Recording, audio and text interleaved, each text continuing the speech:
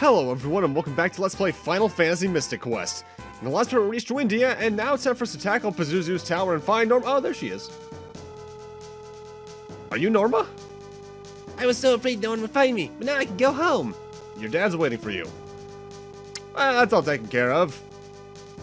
However, being Pazuzu's tower, we have some more things to do here. Starting off with our next new enemy, Garuda. 825 HP, 588 XP, 18 gold. Resistance Earth, but weak to both wind and shoot elemental attacks, as usual for this enemy type. I believe they can silence and blind you, which is potentially annoying. I think they also might be able to lower your defense, if I recall correctly. They rarely ever get a chance to do that. They're probably the easiest enemy here, and they're also pretty susceptible to petrification, as you just saw, because you can take them down in one shot. Oh, and hey, there's Pazuzu himself. We don't want to talk to him due to this area's gimmick. More on that after this next new enemy, the Beholder. 810 HP, 576 experience points, 18 gold, weak to bomb-type attacks. They have an instant kill attack, I believe, as well as the usual self-destruct on themselves if they're low enough on HP that they tend to use. They can also blind you, and I was actually wrong last part. The oozes are not the only enemies that can repel magic, so can these guys. Either way, you might remember what Otto told us last part about finding switches on the even-numbered floors of this tower to close off the elevator. That relates to Pazuzu himself. If you talk to him right now, he'll just flee up his little elevator. Usually to the next increment in floor that he can show up on, because he only really shows up on the odd-numbered floors, but we need to close the switches on the even-numbered floors to prevent it from getting anywhere further. To do this, we need to walk a good amount through the dungeon anyway to close off the switches, so we're just going to be ignoring him for a good while now. But we do have our next new enemy, the Manticore. 840 HP, 612 experience points, 21 gold, resistant to fire and earth, but weak to blizzard. I think they can blind and petrify you, but that's about it. Have some good elemental coverage, and they can do, I guess, spread party damage. That's not really that important anymore against us with Quake.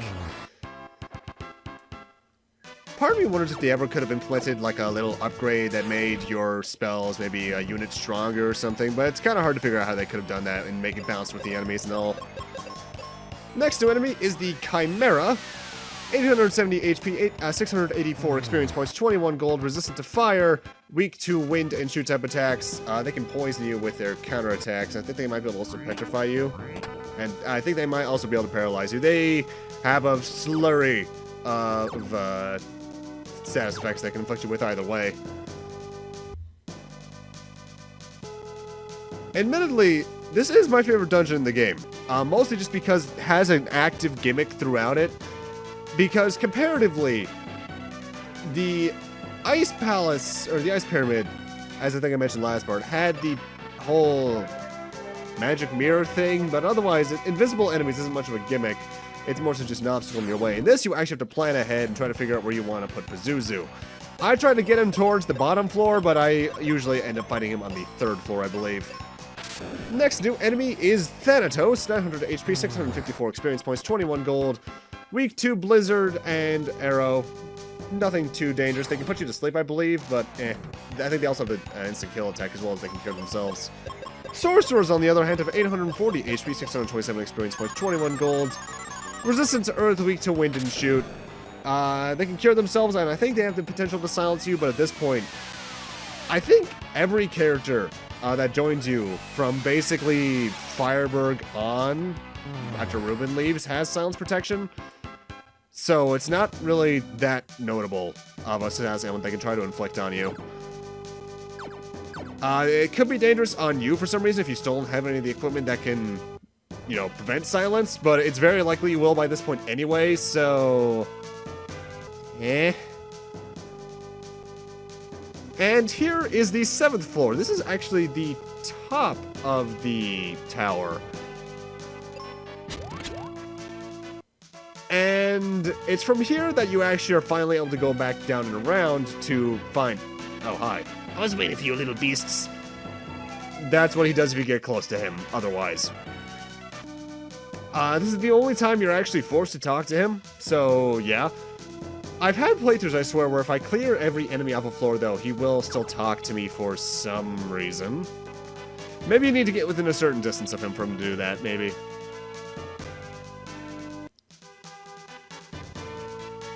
Either way, in this very populated floor, the next enemy lies in wait for us, the Naga. 870 HP, 627 experience points, 21 gold. Weak 2 water and wind, can put you to sleep, but that's about all there is to them, really. They are an upgraded Lamia in basically every way. I do think they maybe could have done a bit more to make future variations of enemies a bit more interesting, because, more or less, every future recolor of a certain sprite type does the exact same things, just a little bit stronger.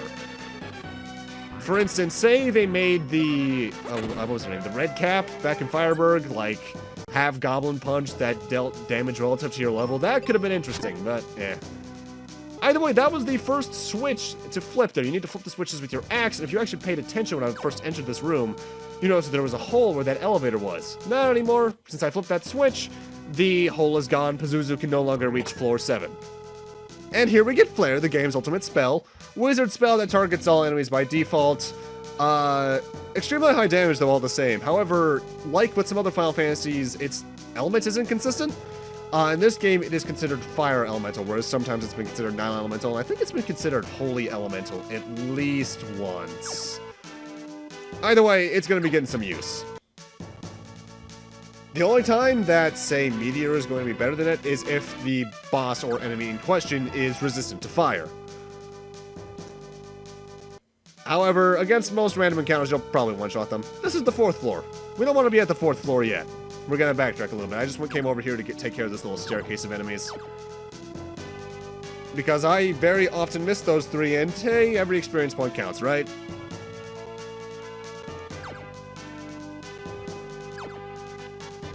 Something I also think that this dungeon does right compared to the Lava Dome in particular is that I think it got the length just right. Because the Lava Dome did not need to be that long. At least if you marathon it and count the volcano itself, the exterior rather, as the same dungeon, which more or less I do, because more or less same enemy variety. You just have a little break between it.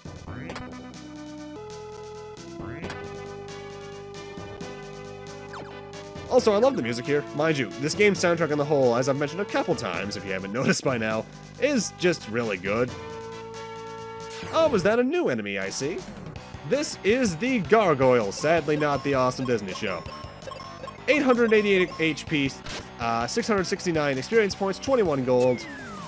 Resists water and earth, weak to wind and shoot as most flying enemies are. Can silence you if you are resistant, not resistant to silence, rather. I think it can also drain your HP to restore its own, but ultimately,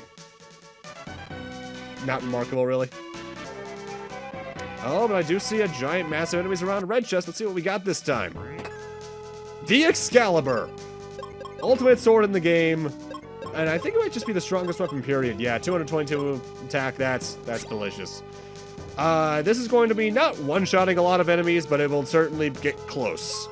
If you use, say, the Excalibur with Benjamin and then, like, a... whatever Kaylee's weakest black magic spell at this point is, I honestly forget.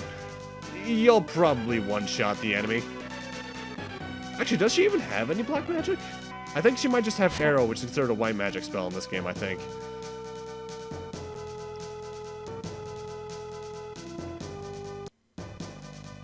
One thing that can be inconsistent, though, when it comes to this dungeon is where Pazuzu ends up, because say you talk to him a bit more than I do, he might end up somewhere else. As well, there's just the semi-random elements as well, because the path I'm taking is supposed to roughly get him to the 1st floor, but I think I screwed up in it because I didn't talk to him on this floor. Because at this point, the only place he can go is up. No, down, I believe, because both of the things above him have been closed off. However, because I don't talk to him here, he doesn't flee down to the 1st floor. So that's a bit of an oof on my part, but eh. This is a dungeon that did give me a lot of issues in my first playthrough, though, just because I had trouble comprehending exactly how everything in it worked.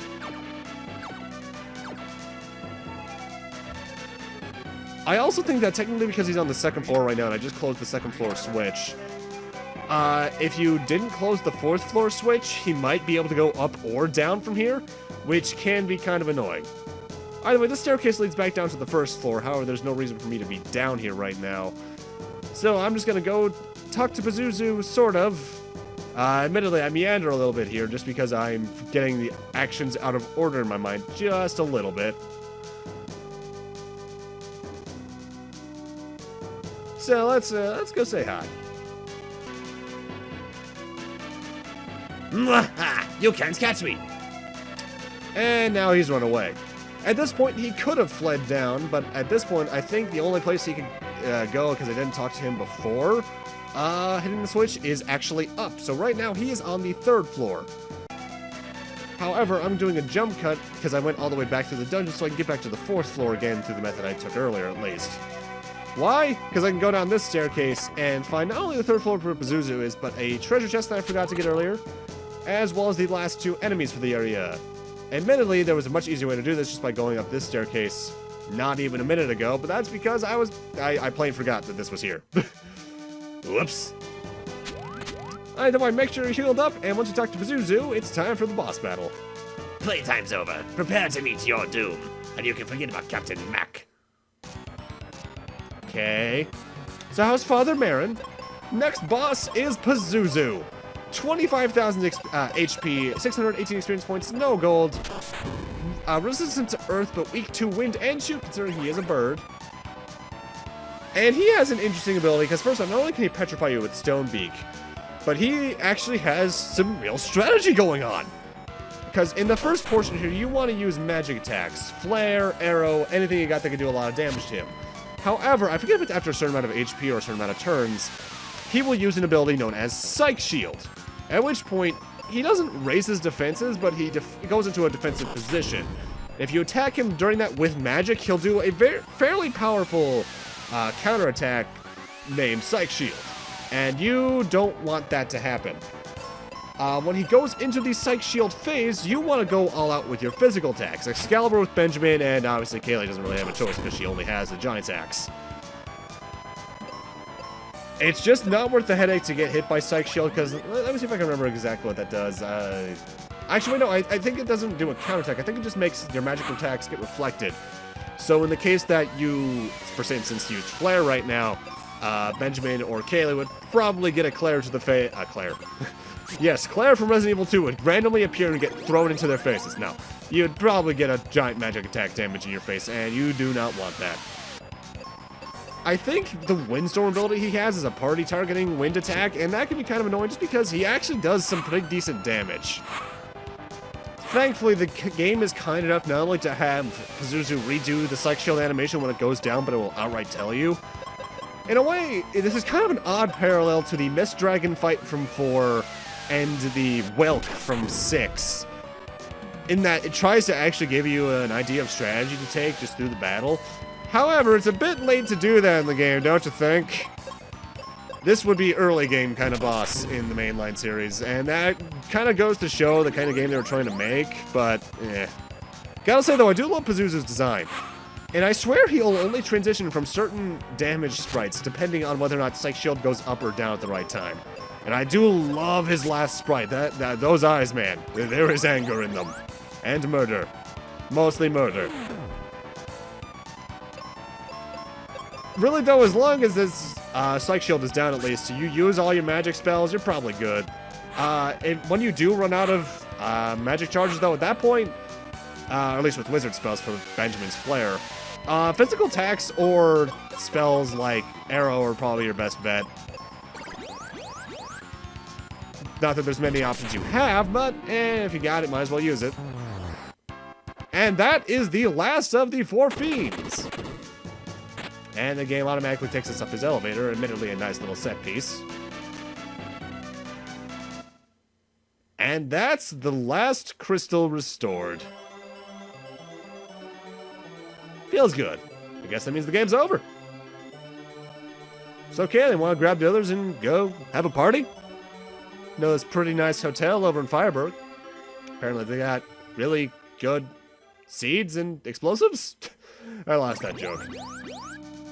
Either way, we also got a sky coin, not much point. I guess maybe it's a shortcut to Benjamin's home? Let's just use the exit spell and get on out of this area. Let's see how long this took. 12 hours to beat the game. Not bad, not bad. Let's get on out of here and head on over to Windia so we can do our victory lap. Less wind. You did it! At last the world's saved! I think hers is the only dialogue that changes the main non-unique NPCs for some reason. We still have Captain Mac to worry about. Spencer said you'd help? Oh, Ruben! Ruben! Are you okay? Yeah, and guess what I found when I fell? A stairway to the top of the Focus Tower. Stairway? I've got it! If we refill the dry lake, we can save Captain Mac! How? Go to Spencer's tunnel. Set a bomb there, and the water from the upper lake will spill into the dry lake. But Spencer's tunnel is caved in. There is one way. If you power the Rainbow Road with Run the Rock, you can reach Spencer's place. Dad'll know about this. Kaylee, would you take care of Norma? Ruben and I know the Focus Tower well, so we'll be back in Fireburg in no time. Of course. Okay, now we need to backtrack to Fireburg. And Ruben, his level's raised, but nothing else has really changed. Ruben, keep your eyes out on the rope bridge, blah, blah, blah, blah, blah. I'm Dr. Viley. Please help my dad. Thank you. And admittedly, in probably the game's largest backtrack, we do have to go to Fireburg, and there's no shortcut to get back there at the moment. So, about 3 or 4 minutes later, here we are. Also, a little detail I didn't know on my first playthrough. If you head into the bar, Spencer and Tristram are here. Spencer, the tunnel you dug caved in. And Phoebe's looking for you. Well, I guess I'll head back to Aquaria. Nice to see you again, kid. Alright, nice to see you again too, bro. How you been? How's the ninja business? He's not exactly a ninja, is he? He's just kind of a thief who uses ninja stars. Arian, have you ever heard of Thunder Rock? Why, of course. Wait a second. Yeah, take it. And we got the Thunder Rock, so now we have to walk all the way back to Windia. I'll take these refreshers, though. Refreshing. Admittedly, I do wish there was a shortcut here, but I'll talk about the little dumb design thing they did here in a moment. On the other hand, hey, Otto, got the Thunder Rock already. Sorry, it took me like 5 minutes. Found some Run the Rock, huh? Run the Rock? Wow, that was bad even by my standards. Power up completed. Now you can go to Spencer's place. Alright. And admittedly, this can be a bit confusing in my brain a little bit, because sometimes I actually head in the wrong direction, not on the world map, because there's another exit from Windia, but more on that in a few minutes. Welcome back to Spencer's place. Let's blow up that area with a mega grenade. Oh god, you've pixelated the water. And the ship just slowly glides over. We did it! Let's tell Kaylee. However, there's one more thing we want to do in here. We want to climb down here because there's an actual key item for us in this place. One of the last items in the game. However, we need to go over here and blow up that wall with a mega grenade to get to it. Admittedly, there's a little foreshadowing thing I like. From the moment you first get to Spencer's place, the Temple of Life, rather, where Phoebe got the life water to unfreeze Aquaria, you can actually see Captain Mac's ship just by leaving through the other exit. And I think I showed that off earlier, but I didn't comment on it. Blow this up, and hey, a Libra quest. What is your quest? By going around here, we find ourselves right at that wall we blew up a moment ago, as well as the key item chest. And gee, I wonder what it could be with that thing right next to it. It's the Mobius crest, the last crest in the game that allows us to go between these crests. The dumb thing is, there is a Mobius crest shortcut in the basement of the room where you got the War Axe in Fireburg. That takes you to the basement of the place where you got the Cupid amulet here in Windia. Why they didn't reorder the game so you had to go get the Thunder Rock after getting the crest, I don't know. Thanks to you, the lake is as beautiful as ever. Yeah, it's a lake now.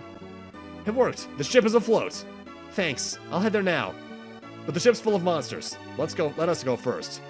Give this captain cap to Dad when you find him. Then he'll know I'm coming. And now we have the captain's cap. That is very important to get, though, because not only is it the last main item, but you also need it to progress in the game. If you can actually go through Captain Mac's ship's little mini dungeon we're going to be doing throughout the rest of the part, basically, before you get the captain's cap, and if you find yourself at the end of it without the cap, you actually have to go back and get it, and then redo the entire play, so that's, not good. So let's grab some stuff. And through the Mobius Crest, we find ourselves over here at the ship. And I mentioned it last part, because for some reason I thought that Mount Gale had it, but no. This is where they reuse the Bone Dungeons music, and it's actually a pretty nice place to reuse it. I mean, Pirate's main logo and basically everything ever is a skull and crossbones, so, hey, makes sense. Though there's actually absolutely no new enemies here. Every enemy that's in here is one you encountered in Pazuzu's tower. A bit strange, but I guess since Pazuzu directly mentioned Captain Mac, maybe he's the reason that Captain Mac's ship got stranded to begin with? I somewhat doubt they'd put that much thought into the plot of this game, though. Also, you don't need to jump over any of the little damage sections, you can just walk on them. However, you do want to be careful because you can fall down. I want to fall down because there's some non-essential items and experience points down here, and experience points are the more important thing out of those two, honestly. But in the case that you want to get to this area as quickly as possible, you actually don't want to be down here at all. In fact, you want to go to the little central area on the deck. Everything that's down here is entirely optional. Which feels kind of redundant in this game, admittedly. Because in the mainline Final Fantasies, you'd probably find some very important or useful items along here, like say if this was Final Fantasy IX, there'd probably be a couple of armor pieces or weapons that could teach some abilities that are rarer, but not necessary, but helpful. With this game set up, there's just some standard use items that you can get literally anywhere else, and experience. And yeah, experience points are always useful, but it's one of the downfalls of this game's system, unfortunately, where the battles can be fun, the dungeons can be interesting, but mixed together they can make for a pretty meh time. Which is probably the gravest thing a game can do, admittedly, is be just kind of meh. Not so bad you remember them, or so great that they're a masterpiece, just kind of in the middle, where they just kind of blend together with very average things. And that's... I'm gonna get more into this next part when we finish the game, because this game's ending next part, but it's just one of the unfortunate things about the game, really. Thankfully, we are most of the way done with this dungeon. This little two-room side area is actually most of the dungeon. Though I probably actually could have gone south there instead of going up those stairs, because the next room is just readily accessible down there.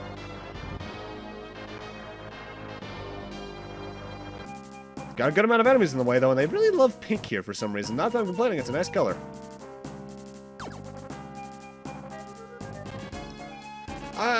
It's weird. In a way, this actually kind of reminds me of a ship dungeon from the last story.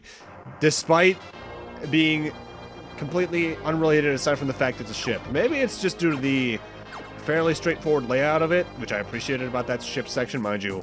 The entirety of the last story is very straightforward. The occasional puzzle notwithstanding, that game is very to the point. But given the game's battle mechanics, it makes sense, given that's less so a traditional RPG, more so a mix of action RPG and strategy. But there is one kind of dick-headed thing here that's kind of hard to tell in the first playthrough. We need to come into here to progress and grab this heal potion. But then we need to use the claw to climb on the masts and ropes that connect them. This doesn't make much sense perspective-wise, by the way, but you do need to hold the button the entire time, though, otherwise I think you just fall down to the main deck. And from here, the dungeon is increasingly linear, and I mean that to the point of being a straight hallway. Hello, Final Fantasy 13. How are you? See, it even has the optional side path, though you do want to be careful because you can accidentally fall down after that enemy because they put it on top of a pit. Kind of actually a clever thing they did there. It's the rarity. And that's the last engine for the area. Enemy for the area. And yeah, we're in the headquarters, but now we can also get the final armor in the game, the Gaia armor, which protects us from wind, ice, poison, and sleep, which means we're pretty much protected from every status ailment at this point, aside from maybe one or two, and we might get those later on, call it a hunch. Isn't that my captain's cap? Kaylee asked us to give it to you. Are you okay? Dad, I was worried about you. You look awful. I'm okay, but I have some bad news. The Dark King. Prophecy. Dad, tell us about the prophecy later. Let's cure your wounds in Windia first. But... Okay, I guess we're done here. Oh, geez, Ruben. I'm okay. I guess I haven't recovered from that fall off the bridge. Ruben, let's go to Windia and put you to bed. That is a wise decision, Benjamin. What? Oh, I know that theme music. Tristam and Spencer, how are you doing? There you are. Spencer, Phoebe's been looking for you. I met her at the inn in Windia. Now she wants to see you. We're done here. Let's go. Right. See you again, kid. Alright. Well, let's head on over to the inn in Windia. No real dialogue changes here, admittedly, though. At least with the generic NPCs. Obviously, the plot we're heading to is going to have some dialogue, but yeah. And that's the detail I didn't talk about earlier. Since we flooded the dry lake, the background of Windia is now the water. Which, nice little detail change, and adds some contrast to the area, admittedly. But let's just head to the inn. Hey, Phoebe. Ruben's hurt. See? I'm surprised you made it here with such a bad wound. Off to bed with you. He's just bleeding out. He'll be fine. Benjamin, you need to hear Mac's news. You're not going to like it. And Phoebe rejoins. Notable, the last partner change in the game, so now Phoebe's with us for the rest of it.